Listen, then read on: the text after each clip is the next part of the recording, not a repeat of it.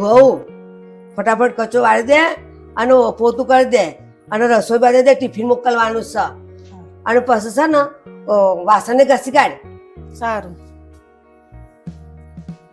ના મારી દીકરીની વાત તો કરું, એની સાસુ બહુ જબરી છે. હા હેલો, શું કહે બેટા? કચરો વાળે છે? તારી સાસુ તારા જોડે બહુ કામ કરાવે છે, એ એક પણ કામ નહીં કરતી.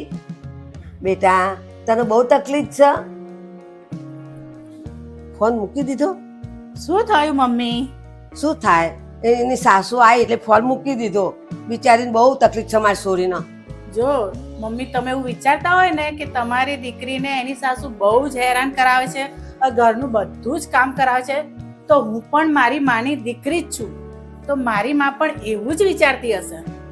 એટલે જ મમ્મી, જ્યારે એ વહુ એના માતા પિતાને અને ઘર બાર બધું છોડીને સાસરે આવે છે ને, ત્યારે સાસુએ એ વહુને દીકરી માનીને માં બનવું જોઈએ, નહીં કે સાસુ.